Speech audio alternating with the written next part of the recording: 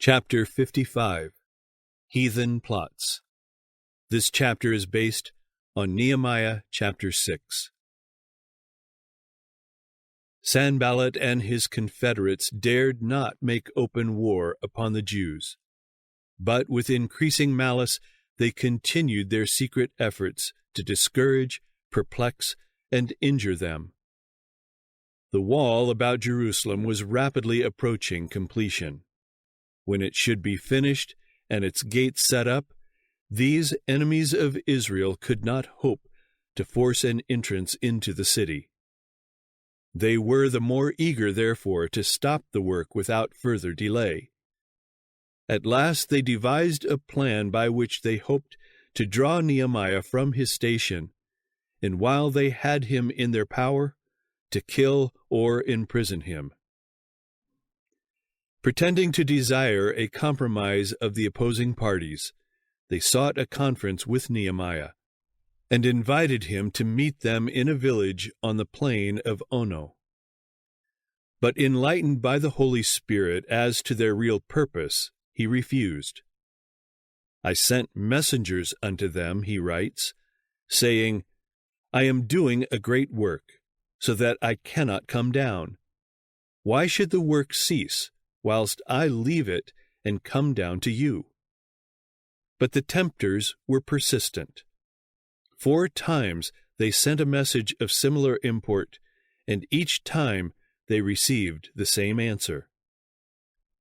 Finding this scheme unsuccessful, they resorted to a more daring stratagem.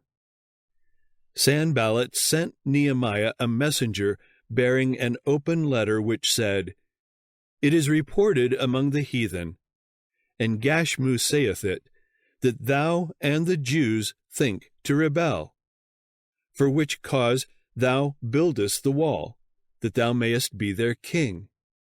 And thou hast also appointed prophets to preach of thee at Jerusalem, saying, There is a king in Judah.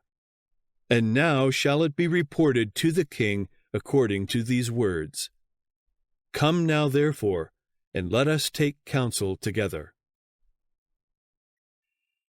Had the reports mentioned been actually circulated, there would have been cause for apprehension, for they would soon have been carried to the king, whom a slight suspicion might provoke to the severest measures. But Nehemiah was convinced that the letter was wholly false, written to arouse his fears and draw him into a snare. This conclusion was strengthened by the fact that the letter was sent open, evidently that the people might read the contents and become alarmed and intimidated. He promptly returned the answer, "There are no such things done as thou sayest, but thou feignest them out of thine own heart." Nehemiah was not ignorant of Satan's devices. He knew that these attempts were made in order to weaken the hands of the builders and thus frustrate their efforts. Again and again had Satan been defeated, and now, with deeper malice and cunning, he laid a still more subtle and dangerous snare for the servant of God. Sanballat and his companions hired men who professed to be the friends of Nehemiah, to give him evil counsel as the word of the Lord. The chief one engaged in this iniquitous work was Shemaiah, a man previously held in good repute by Nehemiah. This man shut himself up in a chamber near the sanctuary, as if fearing that his life was in danger. The temple was at this time protected by walls and gates, but the gates of the city were not yet set up. Professing great concern for Nehemiah's safety, Shemaiah advised him to seek shelter in the temple. "Let us meet together in the house of God within the temple," he proposed, "and let us shut the doors of the temple, for they will come to slay thee. Yea, in the night will they come to slay thee." Had Nehemiah followed this treacherous counsel, he would have sacrificed his faith in God and in the eyes of the people he would have appeared cowardly and contemptible. In view of the important work that he had undertaken and the confidence that he professed to have in the power of God, it would have been altogether inconsistent for him to hide as if in fear. The alarm would have spread among the people. Each would have sought his own safety, and the city would have been left unprotected to fall a prey to its enemies. That one unwise move on the part of Nehemiah would have been a virtual surrender of all that had been gained. Nehemiah was not long in penetrating the true character and object of his counselor. I perceived that God had not sent him, he says, but that he pronounced this prophecy against me. For Tobiah and Sanballat had hired him. Therefore was he hired, that I should be afraid, and do so and sin, and that they might have matter for an evil report, that they might reproach me. The infamous counsel given by Shemaiah was seconded by more than one man of high reputation, who, while professing to be Nehemiah's friends, were secretly in league with his enemies. But it was to no avail that they laid their snare. Nehemiah's fearless answer was, "Should such a man as I flee? And who is there that, being as I am, would go into the temple to save his life? I will not go in."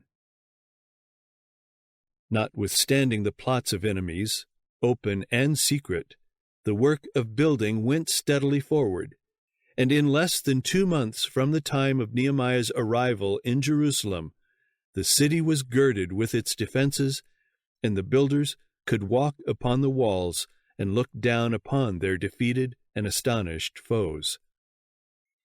When all our enemies heard thereof, and all the heathen that were about us saw these things, Nehemiah writes, they were much cast down in their own eyes, for they perceived that this work was wrought of our God. Yet even this evidence of the Lord's controlling hand was not sufficient to restrain discontent, rebellion, and treachery among the Israelites. The nobles of Judah sent many letters unto Tobiah, and the letters of Tobiah came unto them. For there were many in Judah sworn unto him, because he was the son-in-law of Shechaniah. Here are seen the evil results of intermarriage with idolaters. A family of Judah had become connected with the enemies of God, and the relation had proved a snare. Many others had done the same. These, like the mixed multitude that came up with Israel from Egypt, were a source of constant trouble. They were not wholehearted in his service, and when God's work demanded a sacrifice, they were ready to violate their solemn oath of cooperation and support. Some who had been foremost in plotting mischief against the Jews now professed a desire to be on friendly terms with them. The nobles of Judah who had become entangled in idolatrous marriages, and who had held traitorous correspondence with Tobiah and taken oath to serve him, now represented him as a man of ability and foresight, an alliance with whom would be greatly to the advantage of the Jews. At the same time they betrayed to him Nehemiah's plans and movements. Thus the work of God's people was laid open to the attacks of their enemies, and opportunity was given to misconstrue Nehemiah's words and acts, and to hinder his work. When the poor and oppressed had appealed to Nehemiah for redress of their wrongs, he had stood boldly in their defense and had caused the wrongdoers to remove the reproach that rested on them. But the authority that he had exercised in behalf of his downtrodden countrymen he did not now exercise in his own behalf. His efforts had been met by some with ingratitude and treachery, but he did not use his power to bring the traitors to punishment. Calmly and unselfishly he went forward in his service for the people, never slackening his efforts or allowing his interest to grow less. Satan's assaults have ever been directed against those who have sought to advance the work and cause of God. Though often baffled, he as often renews his attacks with fresh vigor, using means hitherto untried. But it is his secret working through those who avow themselves the friends of God's work that is most to be feared. Open opposition may be fierce and cruel, but it is fraught with far less peril to God's cause than is the secret enmity of those who, while professing to serve God, are at heart the servants of Satan. These have it in their power to place every advantage in the hands of those who will use their knowledge to hinder the work of God and injure his servants. Every device that the Prince of Darkness can suggest will be employed to induce God's servants to form a confederacy with the agents of Satan. Repeated solicitations will come to call them from duty, but like Nehemiah, they should steadfastly reply, "I am doing a great work, so that I cannot come down." God's workers may safely keep on with their work, letting their efforts refute the falsehoods that malice may coin for their injury. Like the builders on the walls of Jerusalem, they must refuse to be diverted from their work by threats or mockery or falsehood. Not for one moment are they to relax their watchfulness or vigilance, for enemies are continually on their track. Ever they must make their prayer to God and set a watch against them day and night. Nehemiah 4, verse 9. As the time of the end draws near, Satan's temptations will be brought to bear with greater power upon God's workers.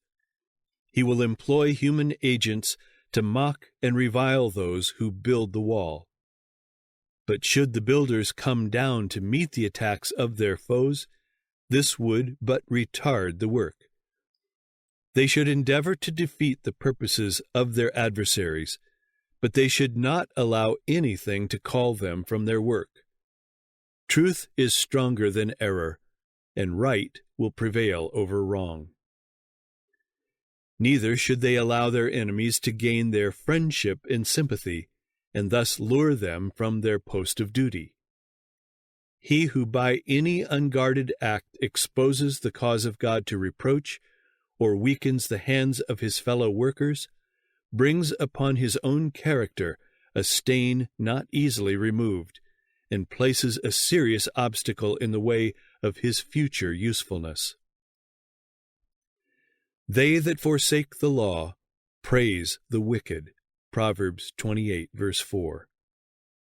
When those who are uniting with the world, yet claiming great purity, plead for union with those who have ever been the opposers of the cause of truth, we should fear and shun them as decidedly as did Nehemiah. Such counsel is prompted by the enemy of all good. It is the speech of time-servers, and should be resisted as resolutely today as then. Whatever influence would tend to unsettle the faith of God's people in his guiding power should be steadfastly withstood. In Nehemiah's firm devotion to the work of God and his equally firm reliance on God lay the reason of the failure of his enemies to draw him into their power. The soul that is indolent falls an easy prey to temptation. But in the life that has a noble aim, an absorbing purpose, evil finds little foothold. The faith of him who is constantly advancing does not weaken. For above, beneath, beyond, he recognizes infinite love working out all things to accomplish his good purpose. God's true servants work with a determination that will not fail because the throne of grace is their constant dependence. God has provided divine assistance for all the emergencies to which our human resources are unequal. He gives the Holy Spirit to help in every strait, to strengthen our hope and assurance, to illuminate our minds and purify our hearts. He provides opportunities and opens channels of working. If his people are watching the indications of his providence and are ready to cooperate with him, they will see mighty results.